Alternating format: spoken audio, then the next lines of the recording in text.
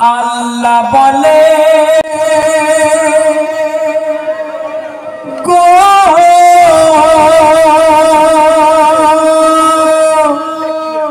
ওগো আল্লাহ বলে জমির কোলে, ওগো আল্লাহ বলে জমির কোলে ফুটলো এমন ফুল, একুল কুল দুকুল যার নাই সমতুল, যার নাম রেখেছি আদর করে।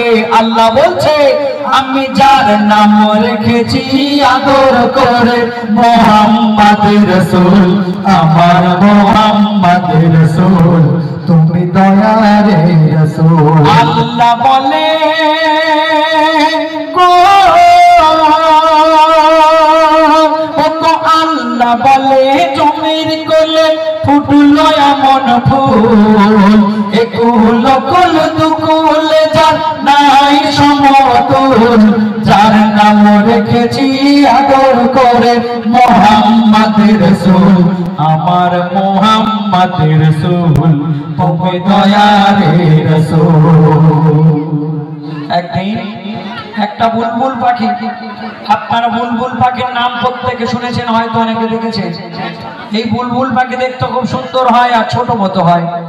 তো একদিন একটা বুলবুল পাখিকে তাড়া করেছে একটা বড় বাজ পাখি, কেন জানেন? তাকে খাবে বলে। সেই বুলবুল পাখি প্রাণ বাঁচানোর জন্য আমার নবীর কাছে উড়ে উড়ে ছুটে ছুটে গিয়ে কি বলছে দেখুন। ও গো একদিন বিকাল বেলা বসেছিল সাল্লে আলা, ছুটে এলো এক বুলবুল, বলে বাঁচাও দয়ার রাসূল। তখন তেড়ে এলো এক বাজ পাখি, তার লাল লাল হিংস্র আঁখি, বলে ছেড়ে দাও ওকে দেখি, ওকে যে মোর শিকারের পাখি। আর বুলবুলকে দে বলে আমাকে ছেড়ে দিলে, বুলবুলকে দে বলে আমাকে ছেড়ে দিলে, আমার জান যাবে চলে, আমার জান যাবে চলে গো। বাচ্চারা মোর খুদাই কাতর, ও গো বাচ্চারা মোর খুদাই কাতর, উপোস দিন ভোর।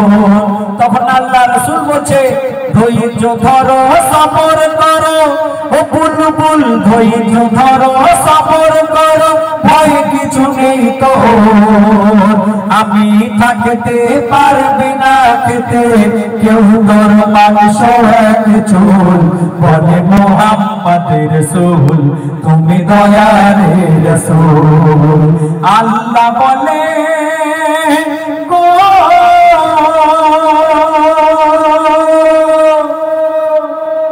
সেই ছোট্ট বুলবুল পাখি আমার নবীকে যখন বললেন আপনি আমাকে বাঁচিয়ে নিন, না হলে ওই বড় বাজ পাখি আমাকে খেয়ে ফেলবে। আমার নবী সেই সময় ছোট্ট বুলবুল পাখিকে বলল, বুলবুল আমি থাকতে তোমায় কেউ খেতে পারবে না, তুমি ভয় পেও না।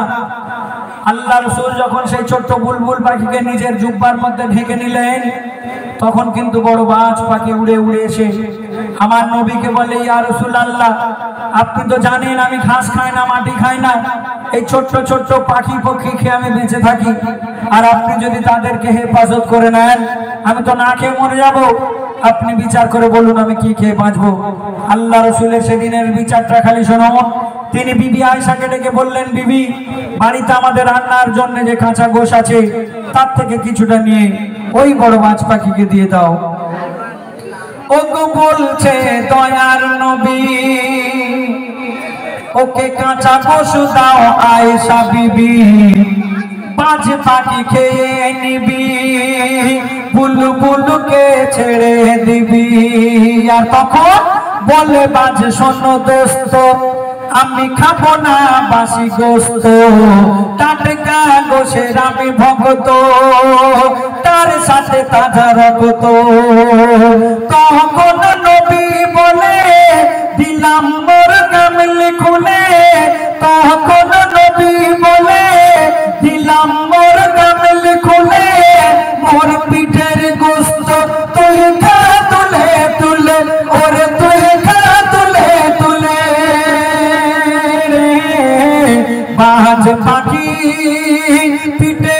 নবুয়াতে দেখি ও তো বাজ পাখি পিঠে নবুয়াতে দেখি সেখানে পালক বুলিয়ে দেয় নবী বলে কি করলে বড় আরাম লাগে গায় মাংস আমার তোমার খাবার ও বাজ করছো কেন ভুল বলে মুহাম্মদ রাসূল তুমি দয়ার রাসূল আল্লাহ বলে গো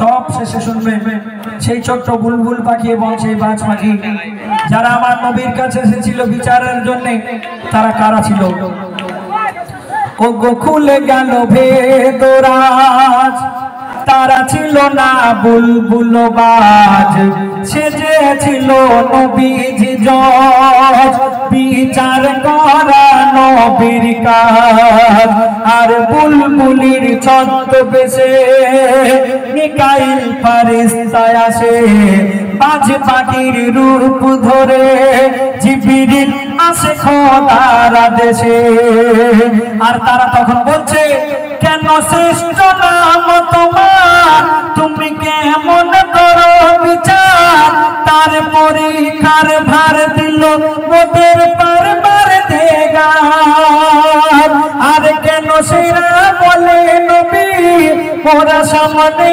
দেখি ছবি এই তো তোমার আসল খুবই